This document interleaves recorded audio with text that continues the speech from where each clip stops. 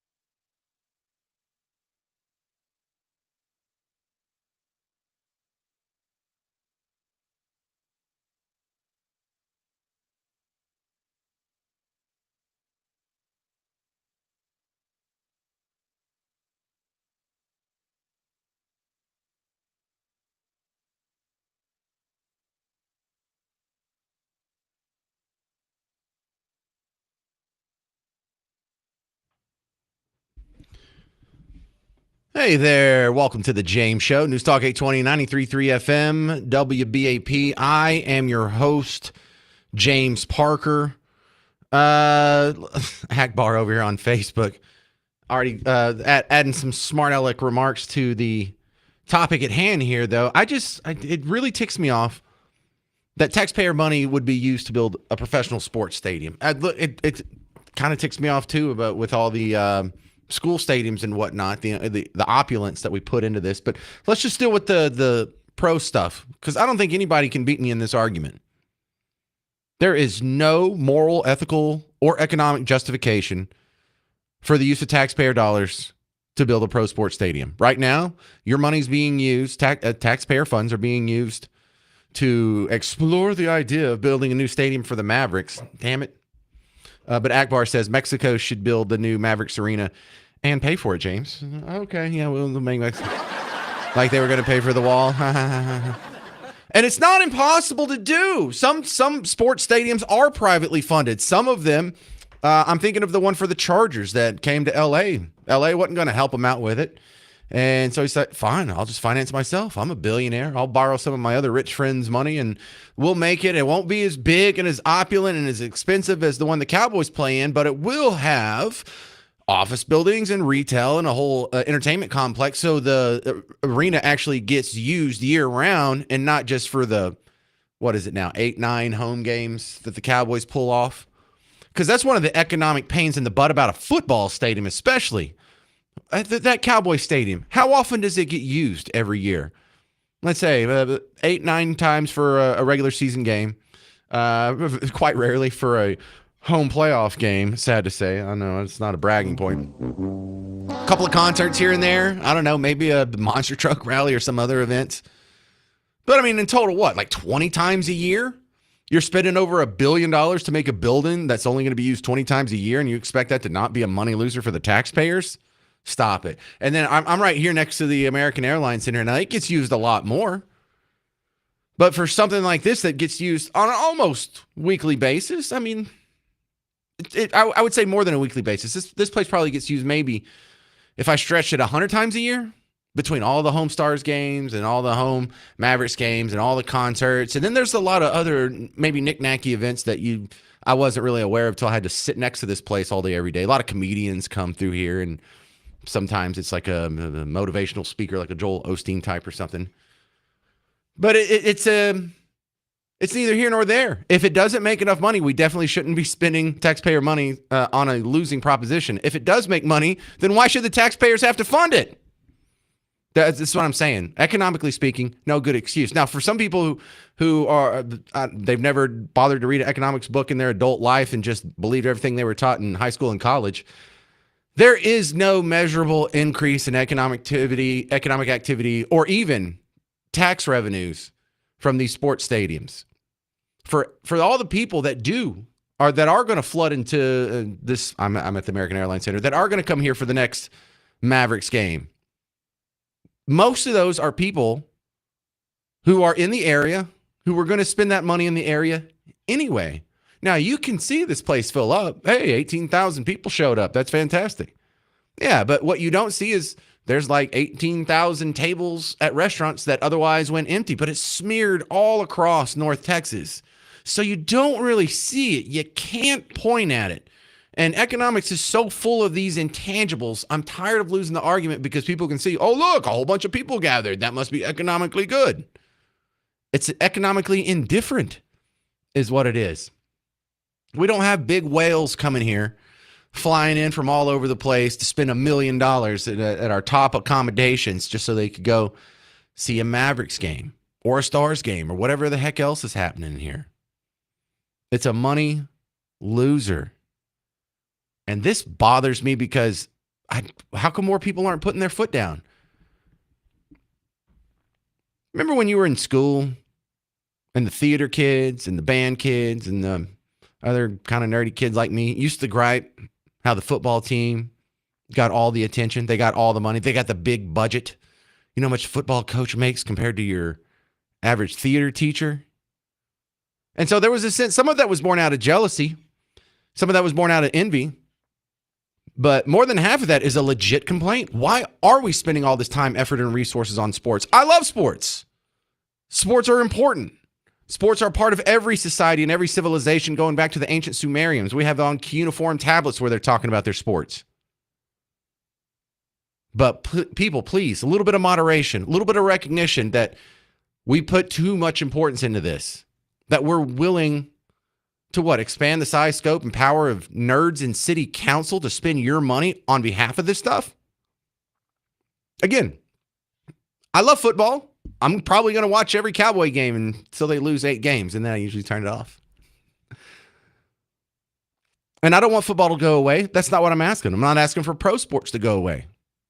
I'm just saying, if you're going to need a new stadium, pay for it yourself. Is that so hard? Should that be so shocking? Why is there not more hysteria around this? And this is another head scratcher where my Democrat friends seem to be okay with this and my Republican friends seem to be okay with this. And really, y'all, everyone, am I the only one that doesn't think we should be using taxpayer money to fund the play arena for billionaires?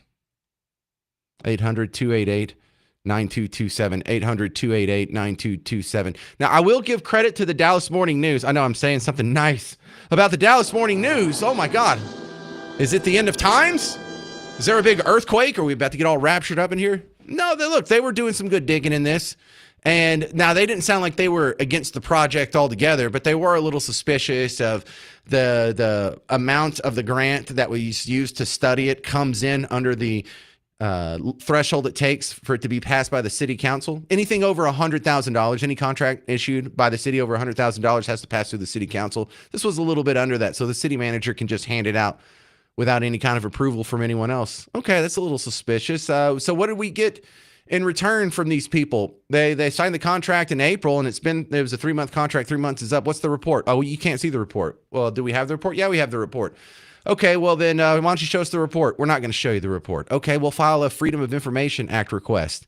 And they said, okay, well, we're going to kick this up to the Attorney General to see if we can withhold this because of some other legal provision that when you're involved in ongoing negotiations, a Freedom of Information Act can be delayed, something to that effect. So now there's some shady stuff going on, and I can't wait to say nice things about the Dallas Morning News to actually try and drill that down. So good for them. But that's where we are. 800-288-9227, 800-288-9227. A judge blocking the 10 Commandments maps, or 10 Commandments being put in classrooms. We'll talk about that next on The James Show. News Talk 820, 93.3 FM, WBAP.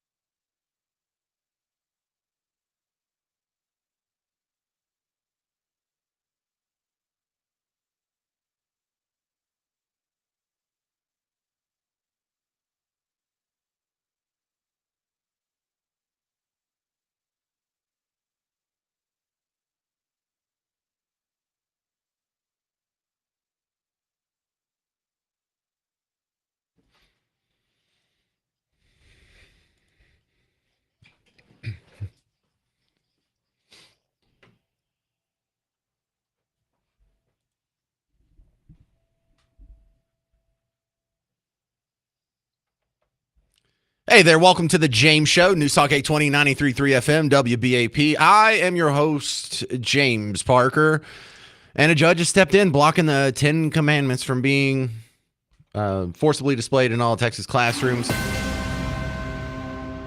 And let me go ahead and start off with the caveat here, because I can foresee a caller is going to call in and try and catch me in some sort of doublespeak here.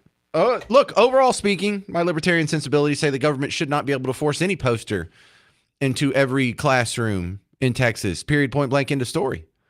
But since we're already dealing with the existing paradigm where we do have public schools and the government does control what can or should and shouldn't be and has to and is prohibited from classrooms, we're already in that arena.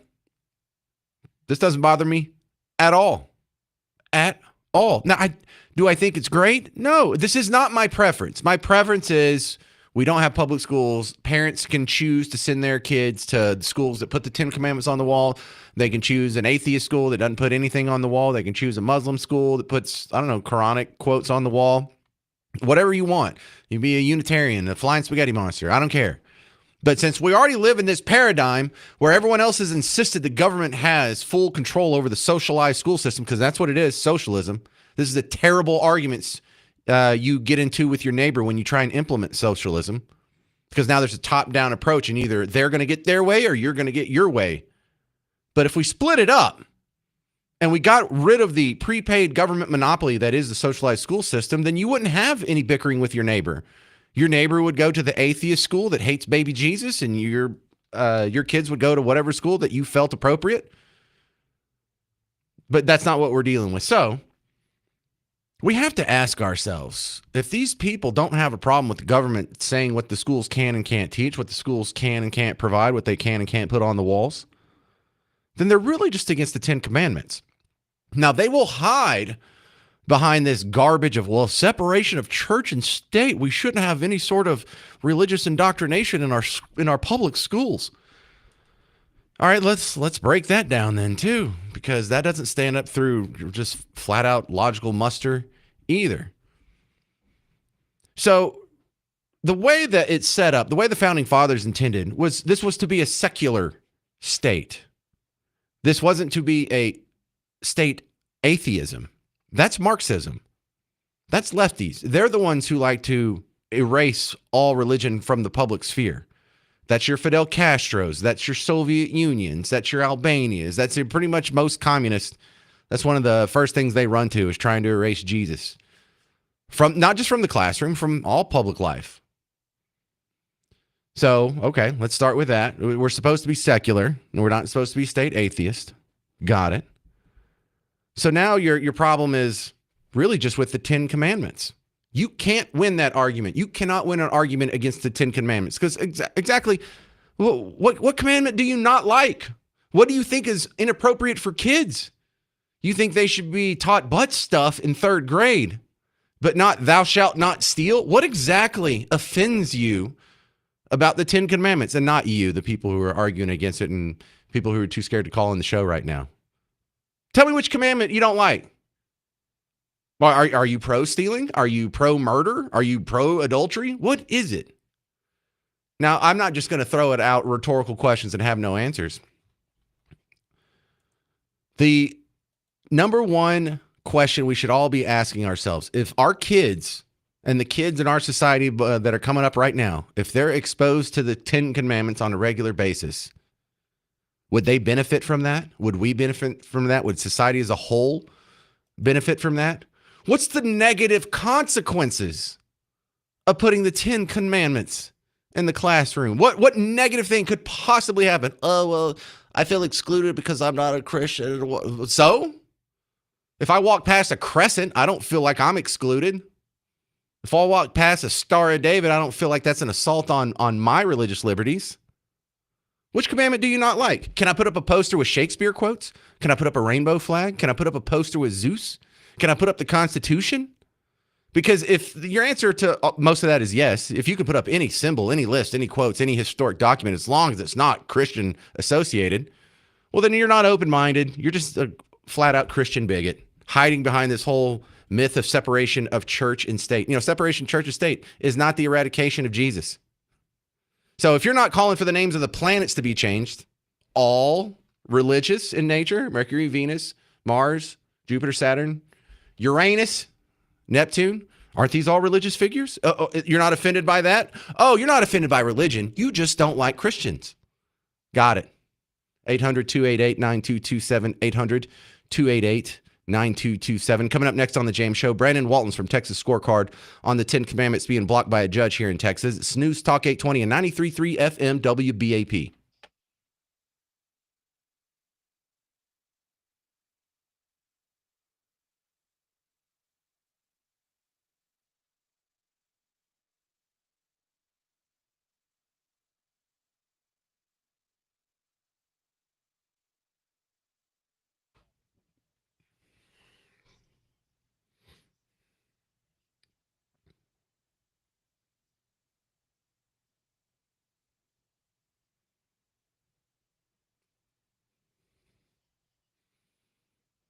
Hey there, football fans. I know it feels like the preseason's taking forever, and we're never going to get to the regular season. But listen, here's a little secret for you to actually enjoy the preseason. Use the Prize Picks app. It's so much fun. It makes the preseason enjoyable, and they're doing the max discount squares. One of them is for Dak Prescott. But it's not for the game that's happening. What is that, tomorrow? Yeah, tomorrow. If you want to look at the first game of the season, September 4th, against the much hated Philadelphia Eagles, I'm looking at his statistic right now, 0.5 passing yards. So if you pick more on this, then all he has to do is pass for 1 yard, and that square is yours.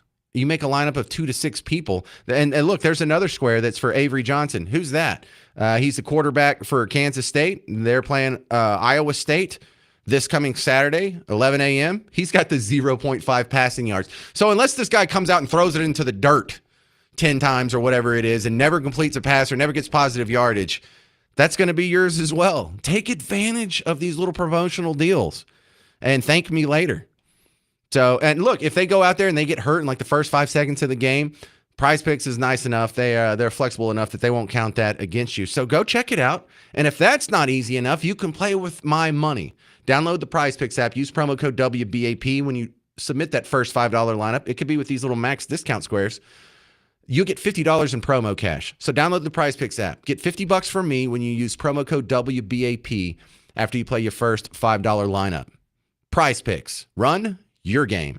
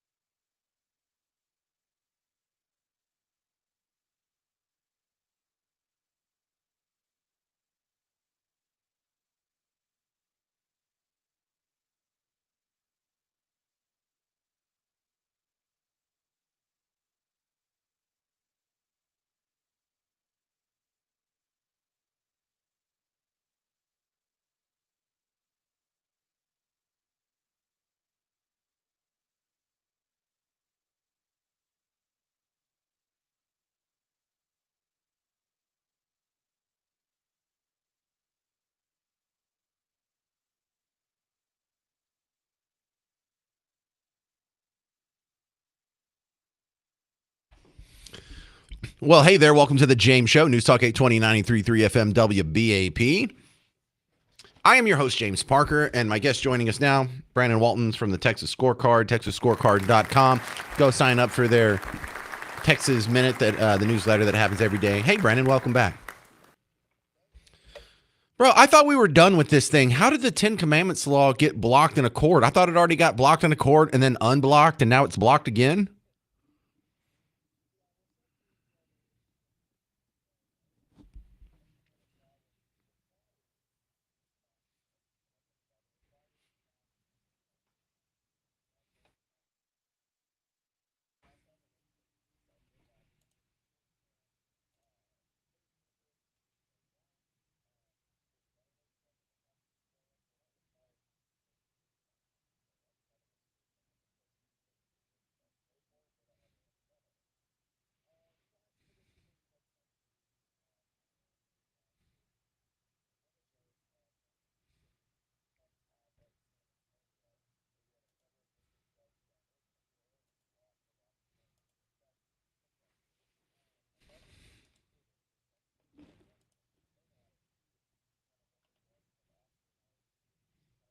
That's weird.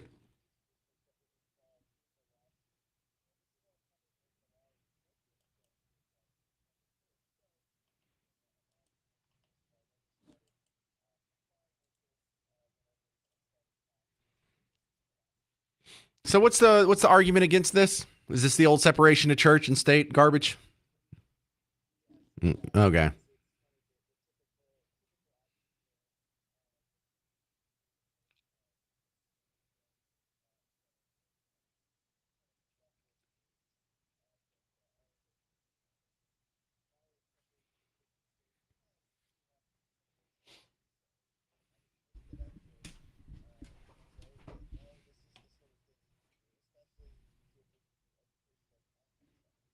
I hear you. All right, we're talking with Brandon Waltons from Texas Scorecard. What happens next in this case? Is this going to get overturned again? And do you think we'll actually end up with the posters in the classrooms?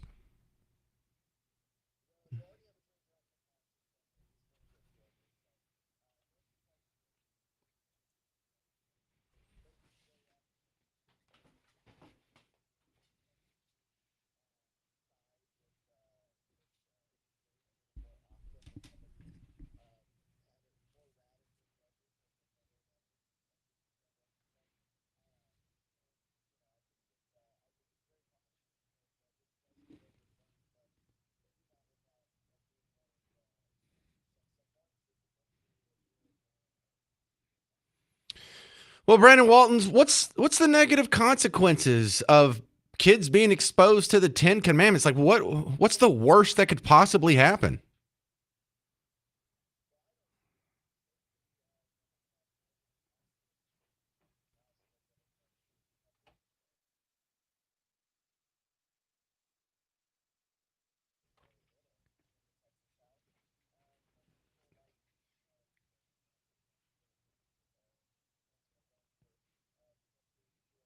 Boo.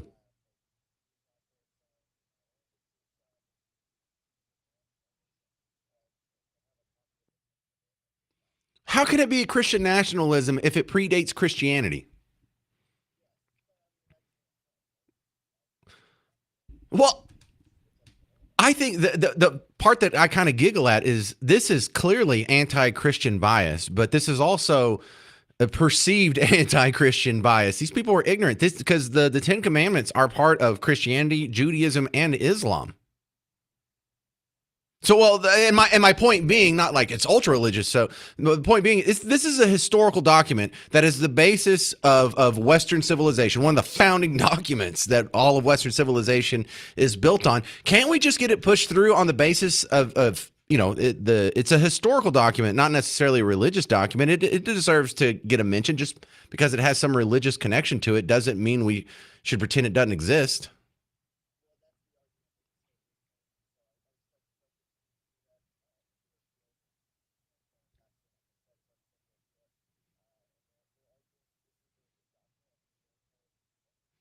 Yeah, why don't they gripe about the religious names being used like for our planets, Mercury, Venus, Mars, Jupiter? These are all religious figures. No complaints there. Hmm. Right. All right. Well, you have a great website. I appreciate y'all keeping up with this for us, and I'll have you back on when something else happens on it. All right. That's Brandon Waltons from the great TexasScorecard.com. There's about 8, maybe 12 websites I go to every day before I start this show. That's one of them now, TexasScorecard.com. Your thoughts on the 10 Commandments being blocked from Texas classrooms? 800-288-9227, 800-288-9227. Rob Thomas is coming to the Pavilion at Toyota Music Factory August 29th. That's just a week from tomorrow with special guest A Great Big World. Get tickets and information at livenation.com. And WBAP is going to be giving you 2 chances to win tickets to see Rob Thomas and his all-night days tour. One coming up on the WBAP morning show, and then with me, James Parker, tomorrow on Name That Artist. I'm giving away a couple tickets for him there. So don't miss your last chances to win here on WBAP. Coming up on the James Show, if you think second grade kids should be exposed to the ABCs but not the 10 Commandments, you should really reevaluate your entire life. I'm James Parker. It's News Talk 820 and 93.3 FM WBAP.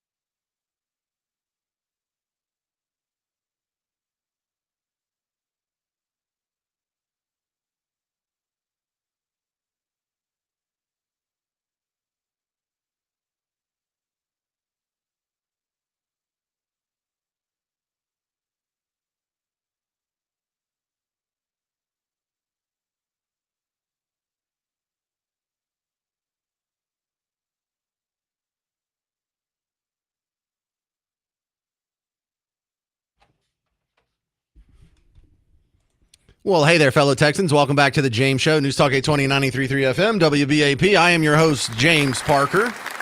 Just trying to defend baby Jesus over here. Apparently, some people don't want him in the classroom with your kids. They think he's too dangerous. The Ten Commandments law that Texas legislature recently passed has been blocked again. I know, it's like Groundhog Day. It got passed, it got blocked, now it got unblocked. Now it's blocked again. We expect to be unblocked soon. And there's all kinds of caveats and twists and turns, legally speaking, in this situation. But I really enjoy the context it puts a lot of people in, because one of the other ongoing discussions, debates in the court of public opinion that we've been having is, what about all this smut that's in the library of your kid's school, grandkid's school, maybe. I don't know how old you are. But you've seen, certainly you've seen, whether it's on social media or just listening to WBAP, the things that they want to be exposed to your kids, things that they want to teach your kids when they're in elementary school behind your parents' back. These are the same people. Remember, these are the same people that have a problem with the Ten Commandments. And when you put it in that kind of context, like, dude, what the hell's wrong with you? So you'll defend the ABCs, but not the Ten Commandments. What do you think is more important for the kids to learn? You know, a second grade kid. You don't think it'd be good if he sat next to a piece of paper every once in a while that said, "Thou shalt not steal"? I mean, we don't have to even put it in the Old Testament. We could translate it into current stuff. Don't steal. How about that? That's the contemporary vernacular. Don't murder. Don't commit adultery. Like, what's your problem with the Ten Commandments? What part of that do you think is dangerous for kids to be exposed to? Because the only argument that I'm getting is, well, we won't feel included. You know, my daughter's a Hindu, or my son's an atheist, or we're Muslim, or whatever. And it feels like that we're being excluded. Oh. Well, do you have that same complaint if there's a rainbow flag in the classroom? I'm straight. I feel excluded. No problem there? Oh, okay. Then you don't really have a problem with indoctrination. You don't really have a problem with, separation of church and state, or keeping your politics out of the classroom, or this is just supposed to be about reading, writing, and arithmetic. You just don't like Christians. You don't like Christianity. You don't like baby Jesus. Go ahead. Just admit it. You don't like it. Because I cannot find a negative consequence to kids being exposed to the Ten Commandments. Do I think the law is a little silly? Yeah, we don't need the Ten Commandments in the football locker room, or in the shop class, or in every single classroom every kid goes into at all times. But I certainly don't mind the law. If we're going to have public schools where the government gets to choose what we teach, when we teach, who we teach it to, when it's taught, what's going to be on the wall, why not the Ten Commandments? I have a hard time thinking of anything better to put on the wall. Maybe the Constitution, maybe the Declaration of Independence, but the Ten Commandments. I mean, some people have pointed out before, when we were talking about this like a year ago, that the Ten Commandments, if you follow this, it's really hard. It's really hard to be on Team Blue after this. Because how much of the Team Blue worldview is based on envy? Thou shalt not covet. That's what the whole wealth inequality thing is. That's what the whole gender pay gap is. That's what the whole privilege versus victim thing is. That's what the whole tax the rich, not paying your fair share. If you're saying you're not paying your fair share to Mark Cuban and Elon Musk, but you're not saying it to the 40% of the country that pays zero in income taxes, I don't believe you. You're not really about fairness. You're just running off plain old human envy. And the 10th commandment would steer you away from that. Thou shalt not steal. That's another big one. And we all know what stealing is. It was when you involuntarily take resources from someone for yourself. Now, everyone recognizes it would be wrong if I went into your house and I took $100 off of your dresser and I went and spent it on whatever I felt like. But a lot of people lose their moral clarity when they have the government come take $100 from you, from your neighbor, and then give it to them. That's stealing. I'm sorry, but food stamps, Social Security, Medicare, Medicaid, these are all stealing. That you're taking resources from someone involuntarily and spending it on yourself. Now, it's a benevolent form of stealing. It's not a violent crime, but the very fact that it's not voluntary is where it crosses the boundary into theft. Thou shalt not steal. And I'm not saying poor people shouldn't be fed or housed or get medical care. I'm just saying the resources that come from it should be private voluntary donations. Is that so evil? Thou shalt not murder. Yeah, that would be a good one to posts in the 2% of the counties in America are responsible for more than half of the murders. So murder is not a problem that's an American problem.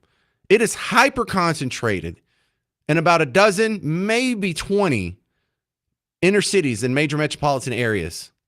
And if we solve for that, you solve for more than half of your crimes, more than half of your murders. The kid that was shooting up Wilmer Hutchins last year, maybe he needed to see this. Maybe he could have benefited. Oh, if I'm having a conflict, I know one of the things I shouldn't do is murder. How do I know that? I've been seeing it every day for my entire scholastic life. Thou shalt not commit adultery. Yeah, that it's really hard to be on Team Blue if you follow Commandment 7 there. And I'm not saying Republicans or conservatives are impervious to adultery, but we're not running down having parades where we're wearing wiener suits, are we? We're not going through D.C. with vagina hats on. Promiscuity is not really the bag of Team Red nearly as much as it is Team Blue. So, yeah, this seems like some real good advice in here. But I think the biggest one would be to honor your father and mother. That's right. Commandment number 5. They are constantly trying to get between children and their parents, aren't they? You've seen it happen. Let's have secret conversations without their parents knowing about these books that are in the library that if I handed it to your kid in Walmart, I could be arrested for. But no, they need you to be separated, to be cleaved from your parents because your parents don't vote the way that they want you to. And so here's a good example. Here's a viral video of a guy mocking his own mother for being a Trump supporter. Oh, hey, Mom. Just wanted to check in and see how your grocery prices are doing. Is it still worth it to not have a relationship with your grandchild, your only grandchild? Was it worth it? Your prices went up? Yeah, so your family, your familial relations, the relationship between a grandmother and the granddaughter is more important than whatever political beef you have. Disregarding your parents' opinion and preventing your own child from having a relationship with their family members. You have your priorities way out of whack, sir. You clearly did not absorb the 10 Commandments. Because who's your new God? Who do you honor? Not your father and mother. You honor what? Your political party? You got yourself a nice little idol there, don't you? That's number 1 and number 2. You should not have any other gods before God. You should not make yourself an idol. Bro, when your political opinion becomes more important than your own mother, a mother, unless she's abusive or a crackhead or something I don't know about, you might want to reevaluate your entire life again. But yeah, honor your father and mother. That's a big one. Because maybe your parents aren't stupid. Maybe your parents don't agree with the way the media and your professors want you to vote for a reason. Maybe they're not stupid. Maybe they did think what you thought, and then they went out into the world, and after 10, 20, 30 years of experience in the real world, they changed their mind and adjust their worldview according to this new wisdom and experience they had picked up. Maybe you're not smarter than your parents, 18-year-old kid or 22-year-old kid. I mean, he had a baby, so I guess he's an adult, but he was dressed like I dressed when he was 14. So, hell yeah, we should have the 10 Commandments in classrooms. This country could use it. All right, coming up next on The James Show, my least favorite guest of 2025, State Rep Brian Harrison is going to come in and tell you more terrible news from the Texas State Legislature next on The James Show. News Talk 820 and 93.3 FM WBAP.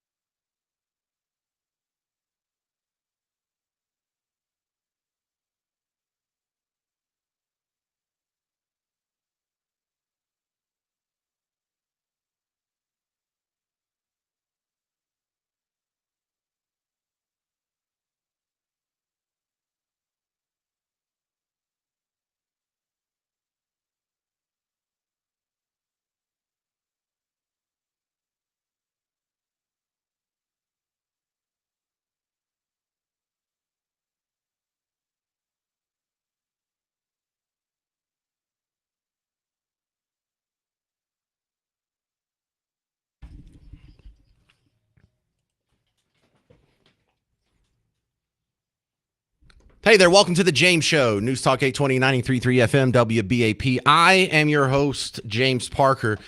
Listen, don't turn the station, all right? I'm having State Rep Brian Harrison back on from Midlothian. He's been my worst guest of 2025. I don't think it's going to be any better today, but just stick with me for the next 2 minutes. I know it's disgusting, but it's information we all need to know. So welcome back, Brian. Jokes aside, thanks for coming on again.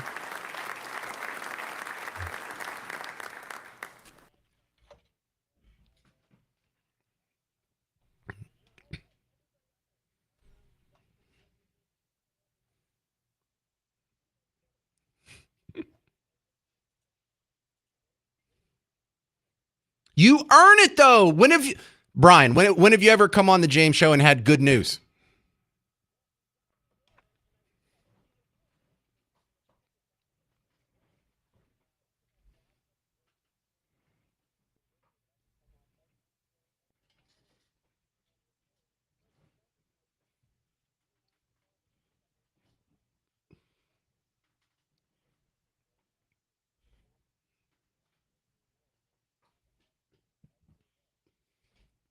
Well, let's talk about the news. I guess if there's anything positive we could say about the work that's been done lately as well, the maps passed finally.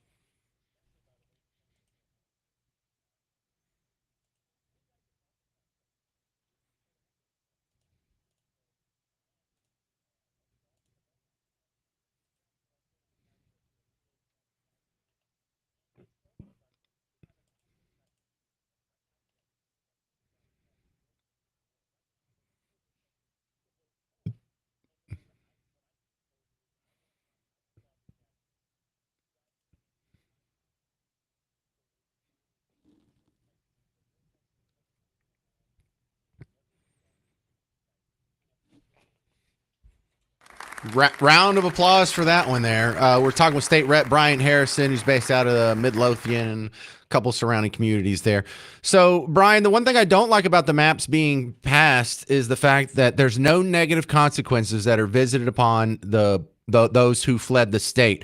And now I did see in a positive sign here a headline that said Governor Abbott has expanded the agenda, the legislative agenda for this next special session. So maybe we can have a bill that would punish lawmakers who leave the state. But if we don't do that, then doesn't that mean this was all a show and probably coordinated?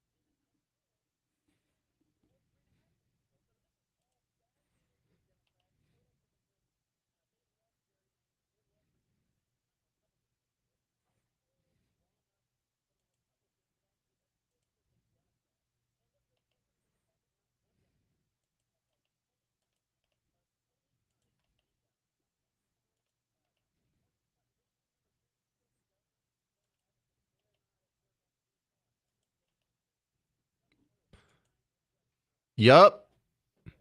Yep. Zero arrests. Super disappointing. All right, Brian Harrison, are they going to outlaw THC? Like, what do you think's actually going to get done between now and the end of the special session?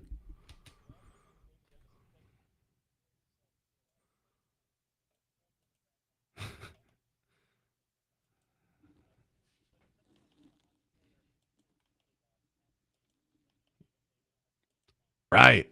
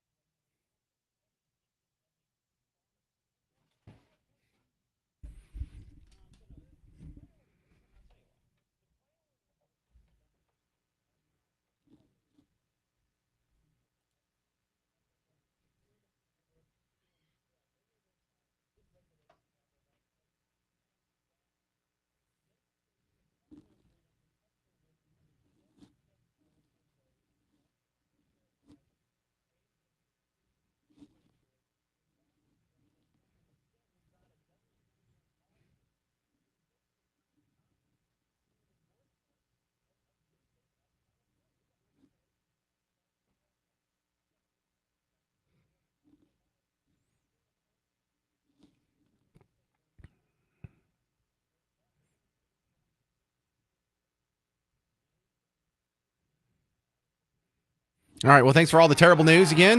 Go back out there and give them hell. This is State Rep Brian Harrison, Republican from Midlothian.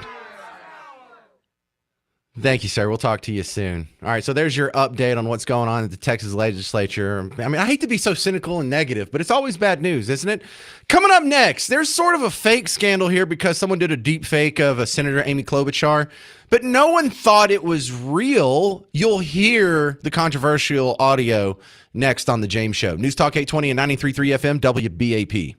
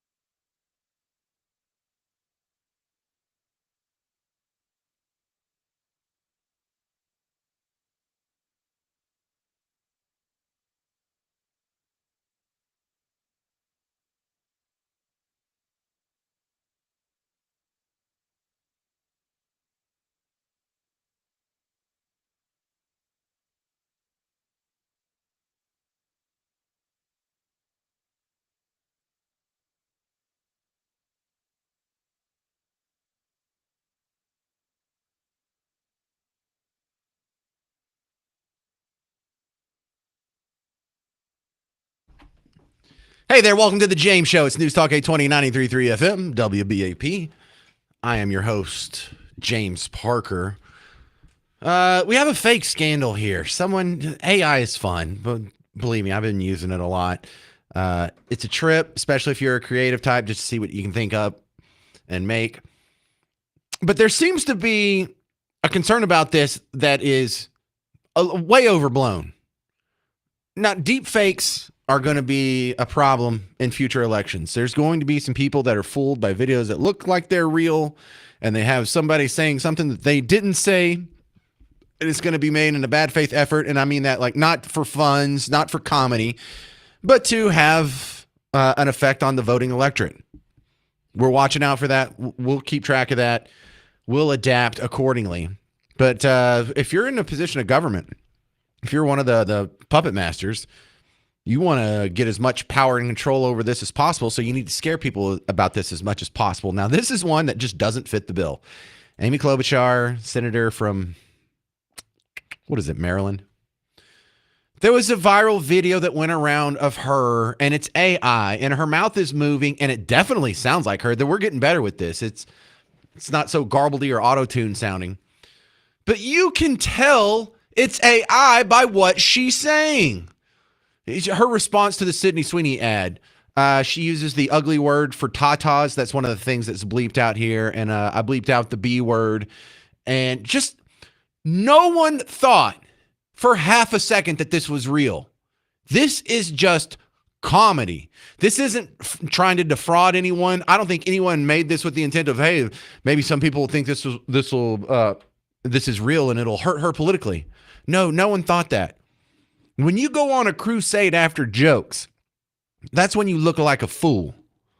But she's out there doing interviews and being the victim. This could happen to anybody, and this is why we have to have regulations and controls, and this is going to be a huge problem going forward. And the future's scary because there's going to be people who are fooled by such things. And shut up. Listen to this. You think anyone thought this was real? Look, all we're saying is that we want representation, okay? If Republicans are going to have beautiful girls with perfect in their ads, we want ads for Democrats too, you know? We want ugly, fat wearing pink wigs and long-ass fake nails being loud and twerking on top of a cop car at a Waffle House because they didn't get extra ketchup, you know? Just because we're the party of ugly people doesn't mean we can't be featured in ads, okay? And I know most of us are too fat to wear jeans or too ugly to go outside, but we want representation. God, that's okay. Whoever made that, first off, hilarious. Because while they said a bunch of funny things and they said, oh, he said some dirty words, it was actually making a pretty good point. It was that there was a kernel of truth, which is the basis of any good humor. But do you think, I'm sure in a nation of 340 million people, we can find some mouth breather over there that thinks that that's real. But if 99.9% of us recognize an AI, is it really a concern? Is it really a cause for more power and control and regulation to be put in the hands of people like Amy Klobuchar? You know, maybe you should learn from this, because from some people, what you can learn from Amy Klobuchar and people who are on Team Blue, what you can learn from this is the perception of your party. This is the perception of the party that you have built up.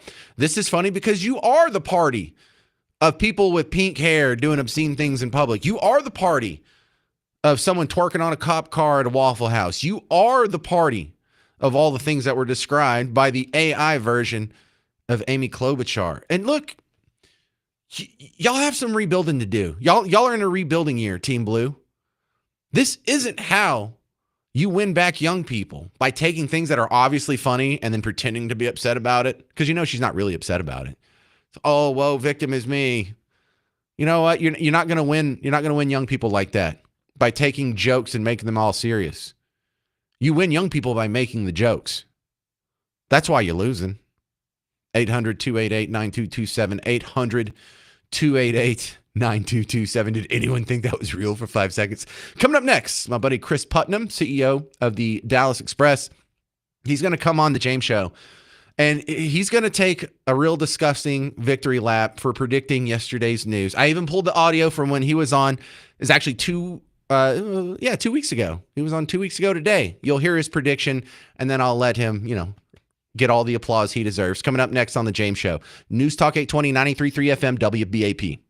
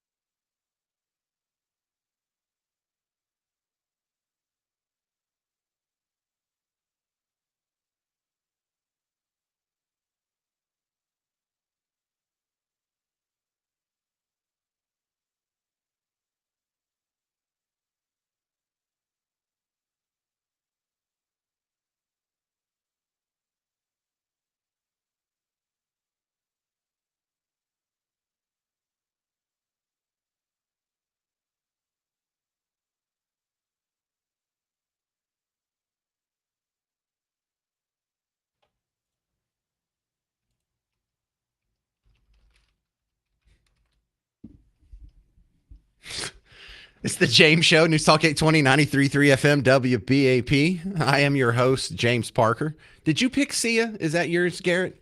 You going through something right now? You having a hard time? You going through it? You just have a breakup?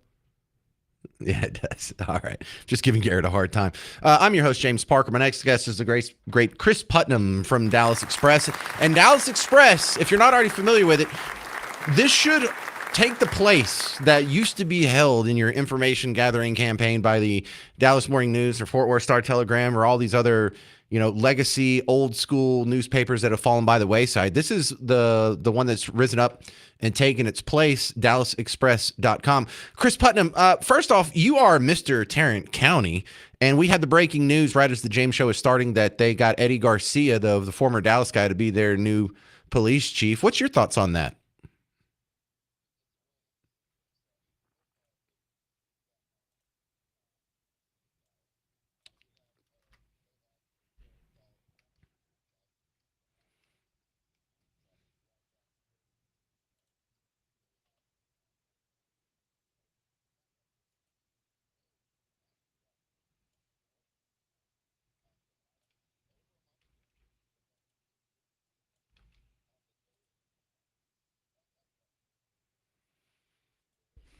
Well, you're an inside guy. You know these people, right? Don't you know the what's his name? It's okay to admit it. Look, you're the process. You're a former mayor of, what was it, Colleyville or something like that? All right.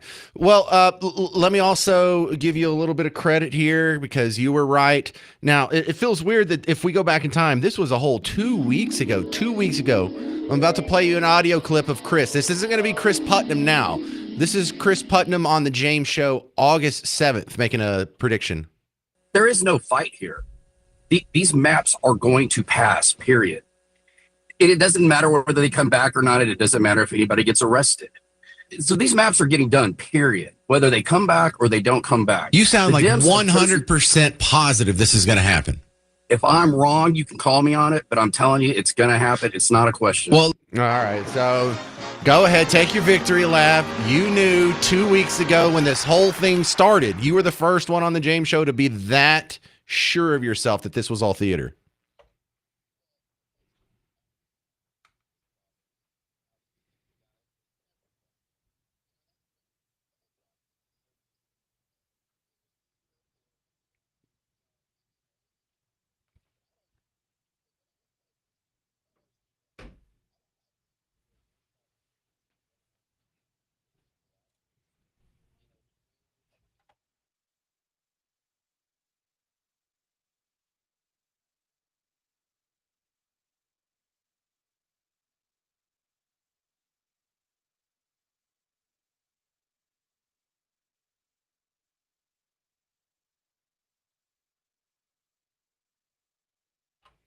Mm-hmm.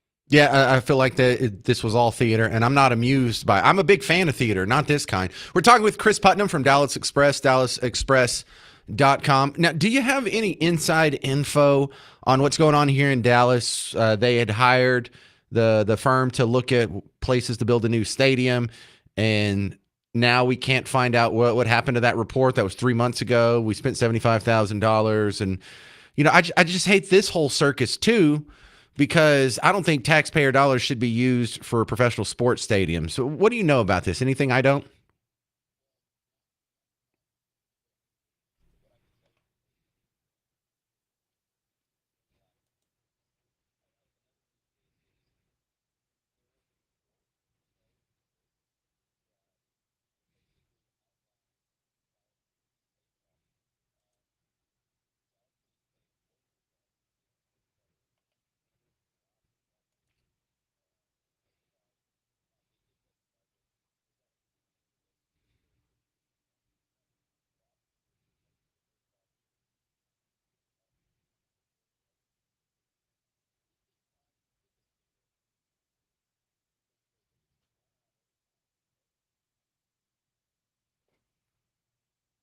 Oh, he just dropped. Chris, you hit mute or something? Putnam? Yeah, he just dropped. All right. Well, we needed to take a break anyway. I'll continue with him because I have like 4 more questions for the guy. We didn't even get to, well, 4 of my questions. We'll continue. We'll reconnect. It's Chris Putnam. He is the CEO of the Dallas Express, dallasexpress.com, dallasexpress.com. Now, I wanted to have him on primarily just to give him credit for predicting the redistricting map that passed yesterday. But when we come back up, I have to ask him a couple more questions about Fort Worth, a couple more questions about Dallas, questions about the 10 commandments being blocked in the Texas classrooms. So a lot going on, and we'll continue with Chris Putnam next on The James Show. I'm James Parker. It's News Talk 820 and 93.3 FM WBAP.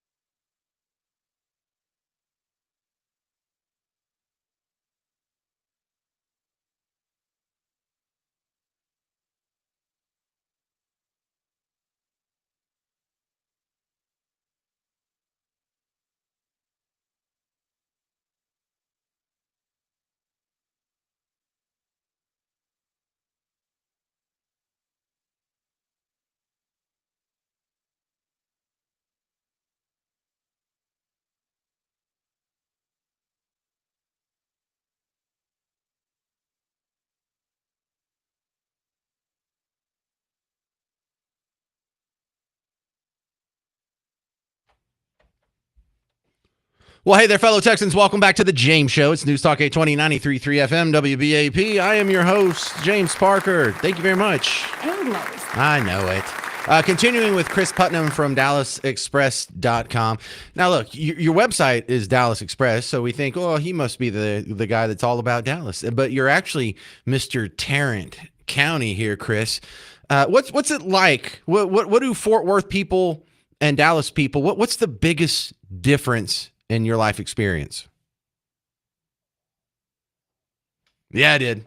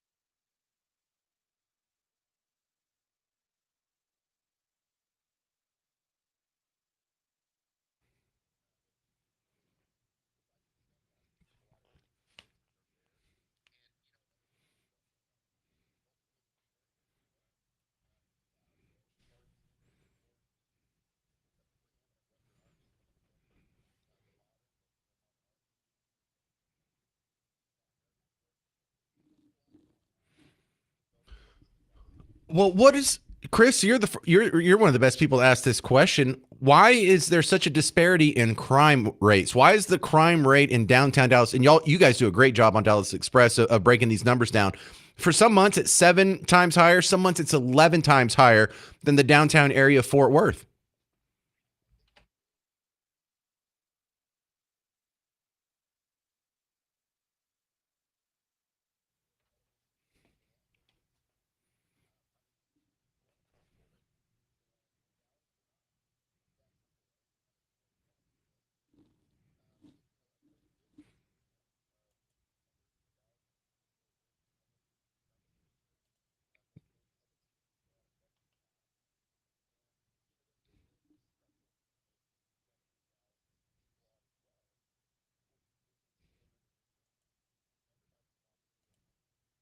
Mm-hmm.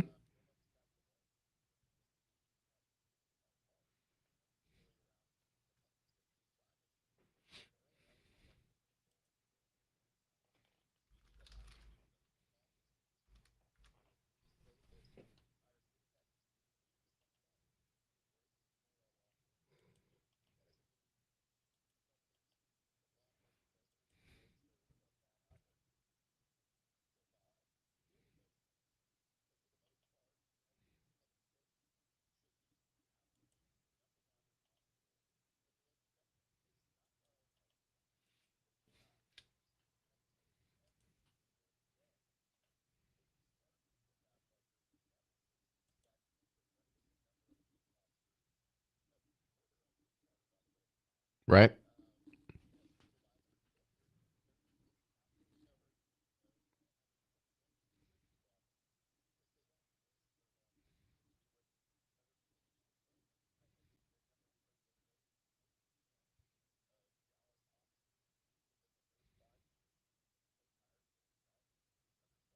Yep.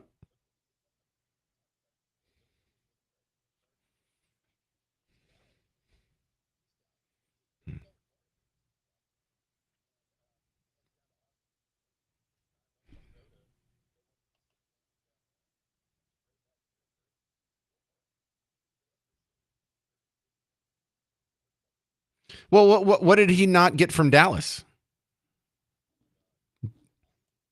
Yeah, well, yeah, defund the police people is probably what he got. All right.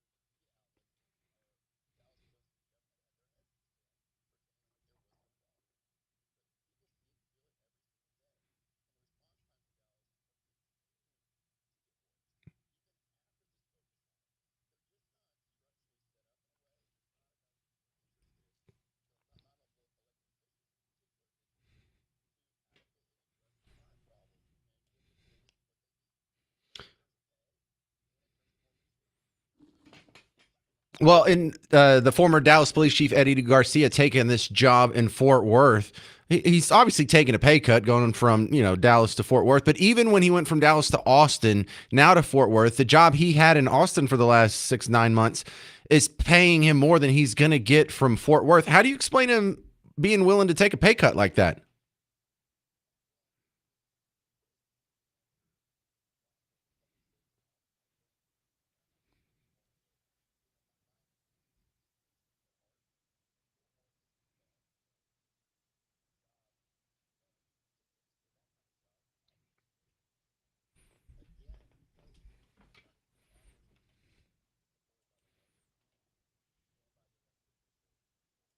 Well, let me clue everyone in on these numbers here. When he went to Austin, his salary to be, what was it, deputy city manager, something like that? $327,000 is the salary for a deputy city manager in Austin. If you want to be the police chief in Fort Worth, $275,000. Man, I should have gone into city management there, Chris. That's a pretty lucrative gig if you can get it.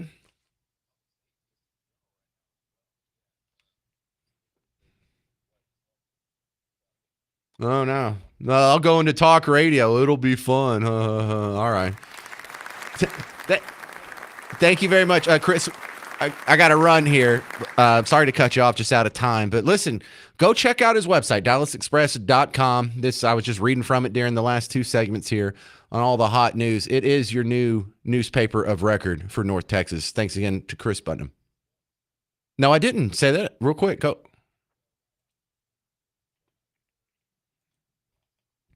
Wow. Forward one of those to me. I'd love to see it. All right. Right on. Coming up next, a news anchor is suing her network, claiming she was demoted for being white because of a corporate DEI push. Yeah. Yeah, that's what DEI is. Details next on The James Show. News Talk 820 and 93.3 FM, WBAP.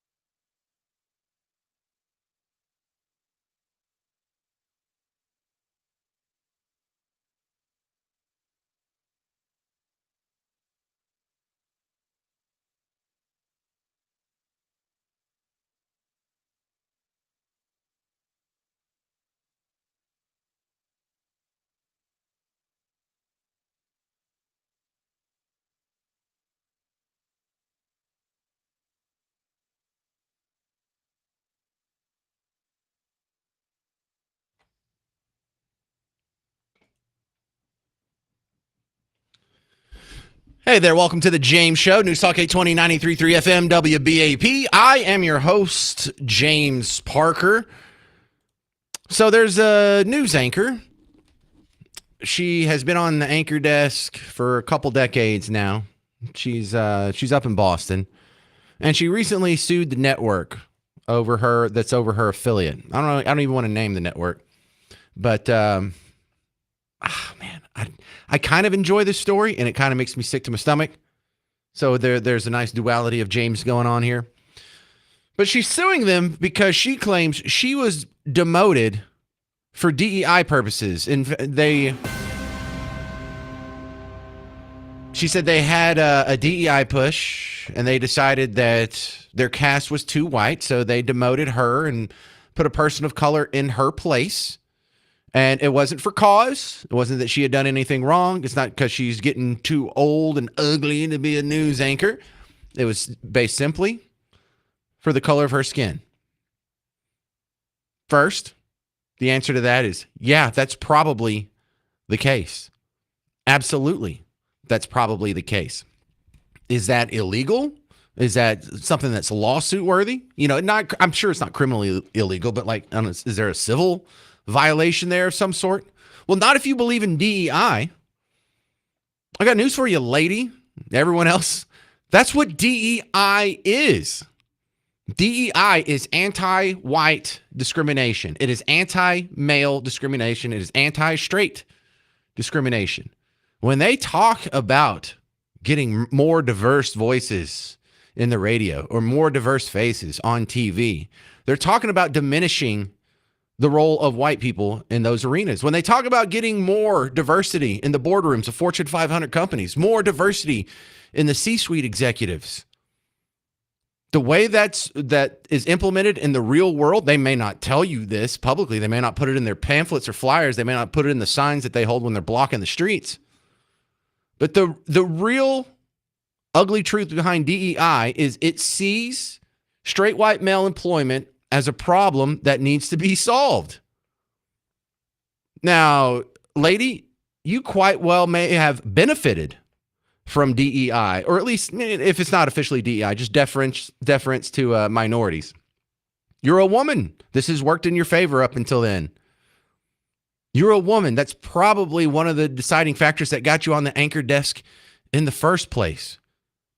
I've worked in TV at several TV stations. I've worked at several radio stations, and both of them are dying to get women on the air, dying to get women to host shows, dying to get women to fill out applications and to promote them. And it's not because they're necessarily biased against men. It's the fact that there's so many more men going for these jobs than women, and you want to kind of have a balance on the air.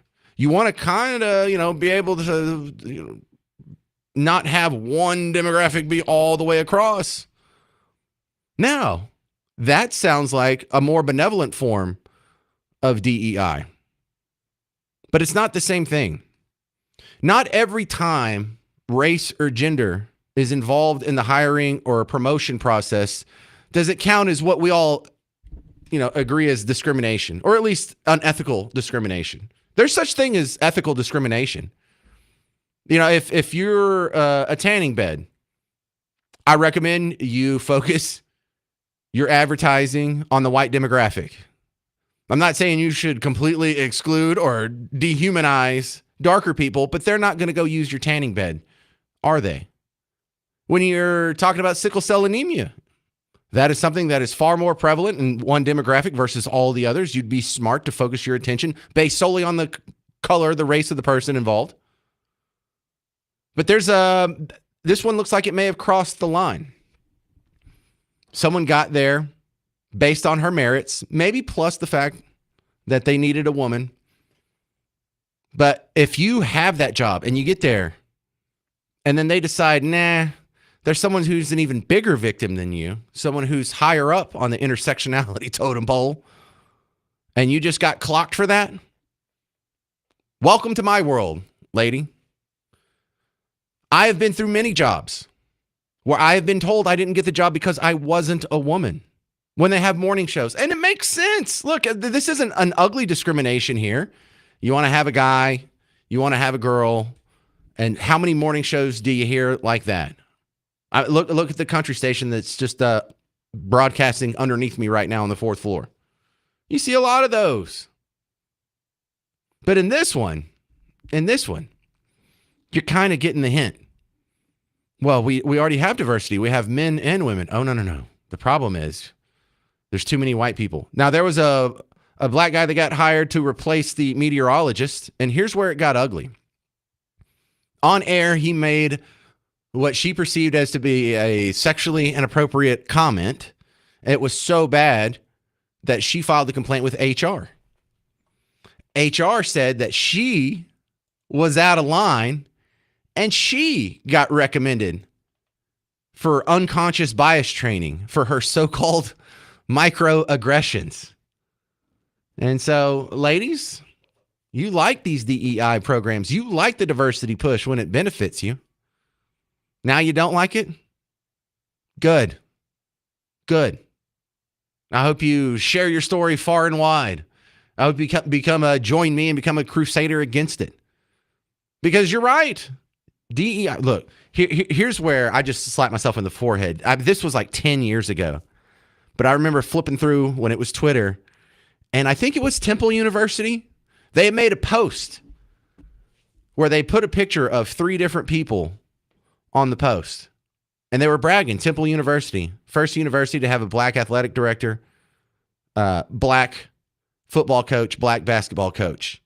And then it was hashtag diversity for the win. And that's when it's just obvious as all get out. You can't even lie. There's no diversity there. Every single person matches the same demographic. That's the opposite of diversity. That's a monolith. And then it dawns on you, oh, diversity is just a nice word for racism against white people. Oh, now I get it. That's what diversity really is. But it's cute when it works for you, ladies, isn't it? When they have the unmanned flights. Did you see that on the airplanes when they talk about, hey, we have an all-female flight crew. We have a female co-pilot, a female pilot, a female head stewardess or whatever they're called these days. Yeah, that's not diversity either. That's not a hashtag win for diversity. Every single one of these programs is just to diminish white people in positions of power, diminish men in positions of power, diminish straight people in positions of power, Christians in positions of power. And God help you if you're all 4 of those, if you're a James Parker out there. Diversity is just legalized, acceptable discrimination against me. I'm glad some of you other people are catching on to that. 800-288-9227. 800-288-9227.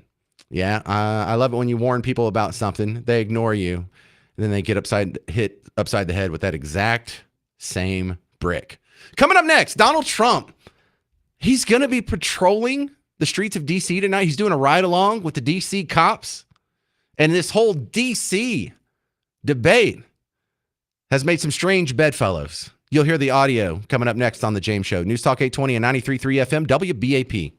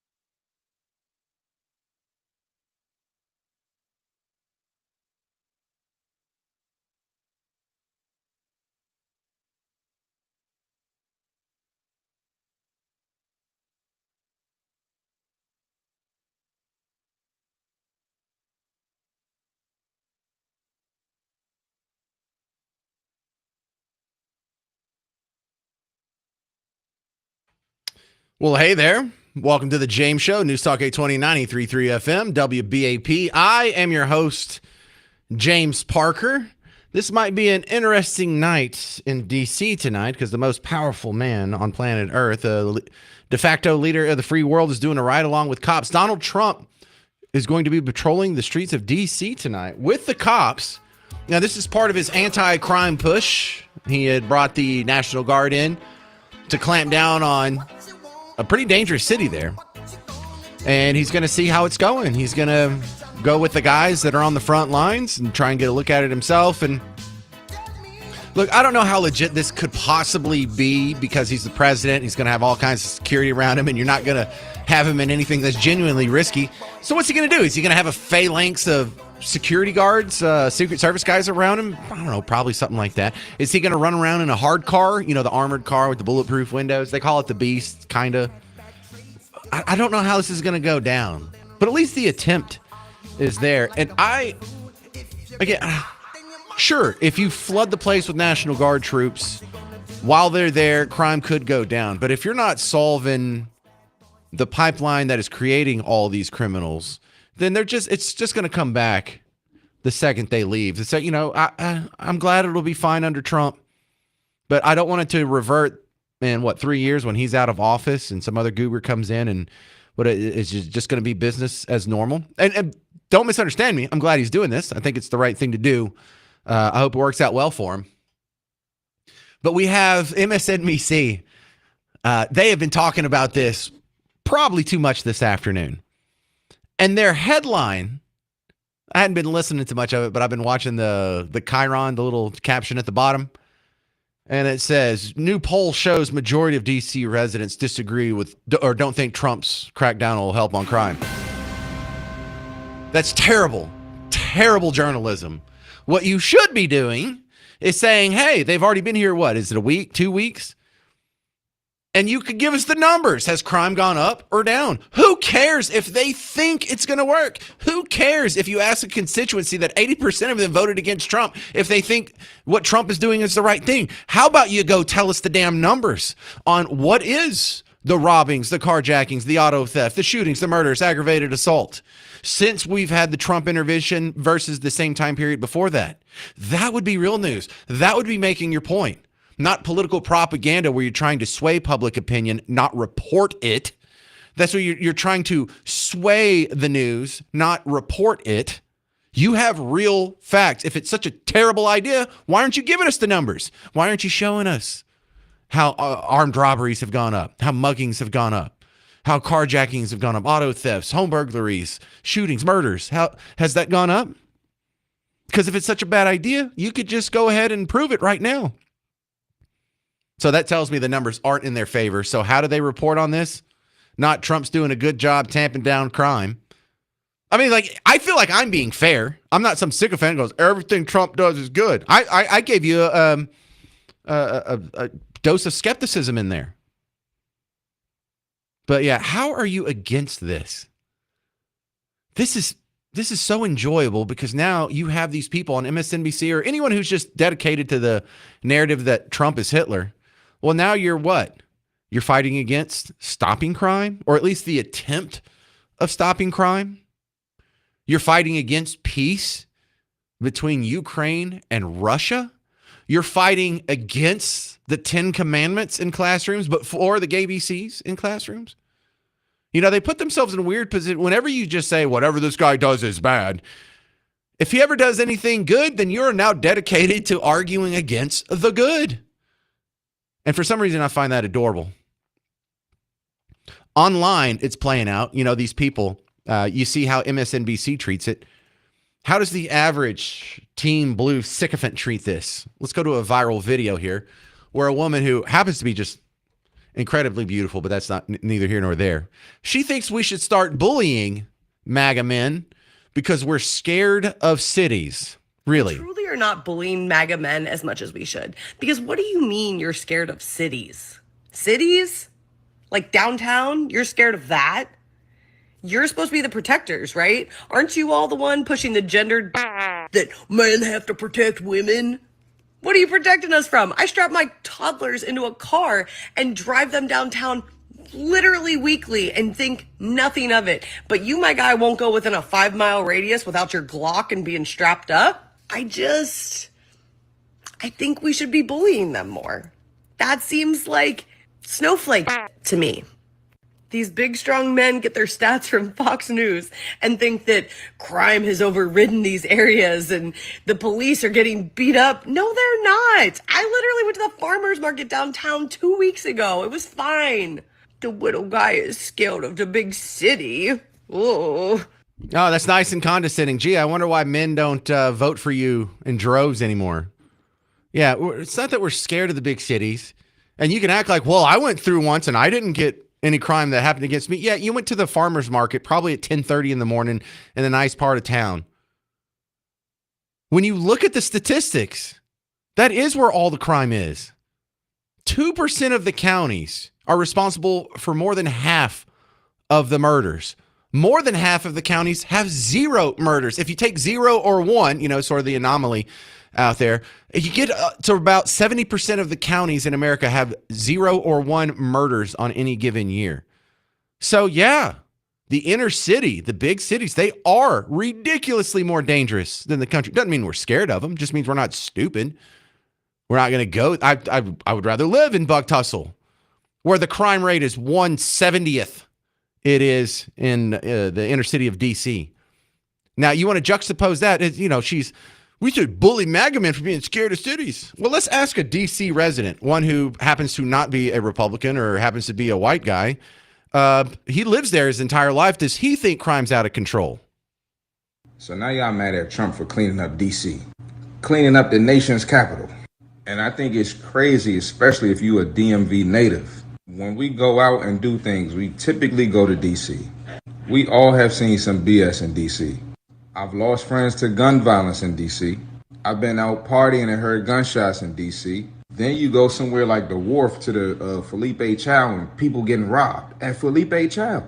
And I can continue, but I ain't really trying to go there today.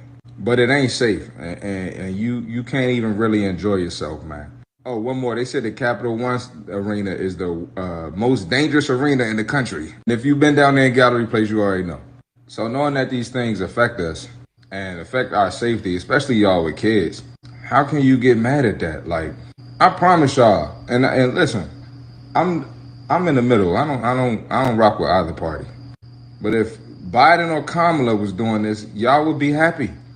Real talk. Like, I know the little young YNs is out of control, man. And y'all sick of them too. But again, y'all just like to be outraged about anything. Thank you very much for making that video, sir. By the way, YN, that is young N. There's also BN, baby N's there. And he's talking about an age group. So YNs, it's like 15 to 25. Once you're 25 to like 35, you get called Unc. And once you're over 35, where I'm at here, I would be referred to in that vernacular as an OG. I'm not very proud of that. I don't think I'm old enough to be called an OG, but when you have gray hair on the sides, I know that's what you get. That's where I'm at. Not cool anymore. So yeah, Trump's going to be patrolling the streets of DC tonight. Good luck, buddy. Coming up next, another viral video that you'll laugh at before we get done with the show. I'm James Parker. It's News Talk 820 and 93.3 FM WBAP.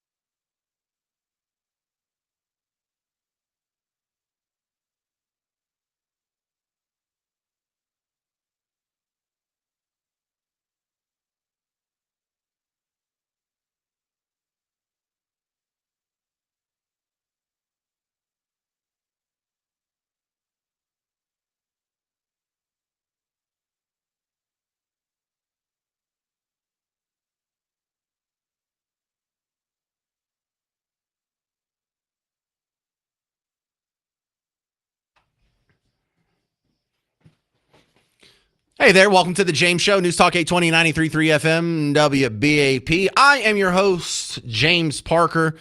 Hey, got a lot going on. This weekend, Brian Kilmeade is coming to town with his history tour. He's got a new book out.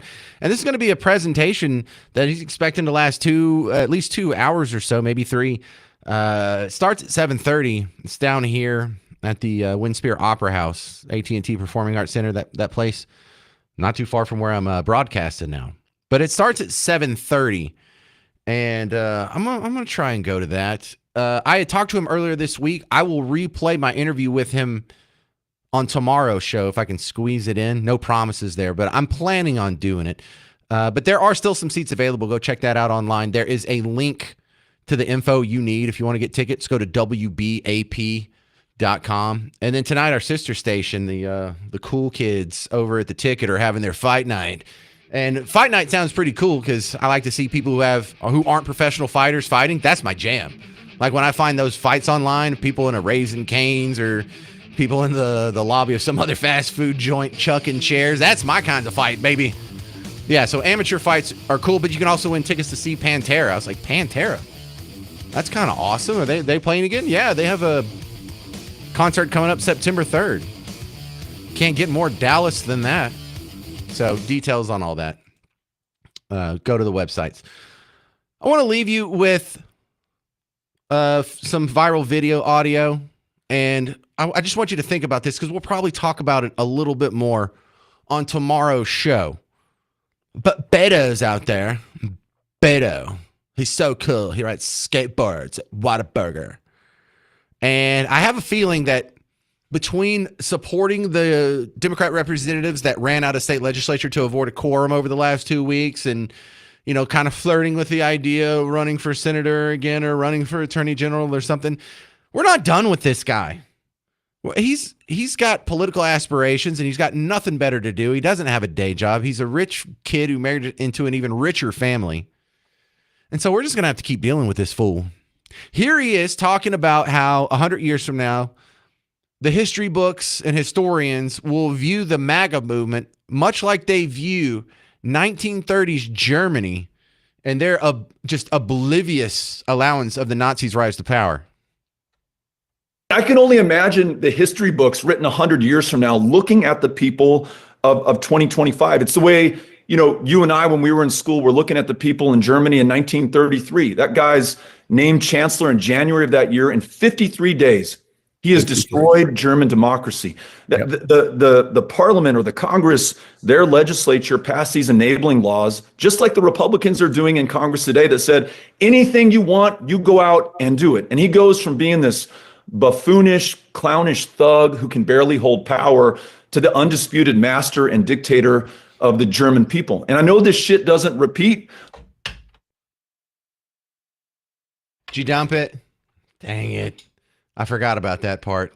Beto said a bad word, so we had to dump him. I'm stupid because I forgot to put I forgot to put my fart sound effect in there. Because whenever you use the S word, I substitute the sound most associated with the S word. And I think that's a good system we've worked out on the James Show. But anyway, he was making the case that in 100 years from now, historians will regard the MAGA movement much like the idiots in the 30s in Germany. Let's what are the policies that you're talking about that the fascists, the people in Germany and Austria in the 30s were pushing? Did they sound more like Team Red or Team Blue? Let's go review real quick. I have the montage of a lady who, when she was in school as a child, the Austrians voted to have Hitler be their leader, and he came in and he made a whole bunch of changes, whole bunch of policy preferences. I put them in a montage. Tell me if they line up closer with Beto or with you. So the first thing what happened, we had to carry national ID cards. The newspaper, before it hit the street, it was being censored by the government. Everybody was getting a guaranteed income from the government. In order to achieve that, they had to raise our taxes up to 70%. Those who were on the lower income level, they got subsidized housing, food stamps, they got heating fuel, and they got a certain amount of payment from the government for each child.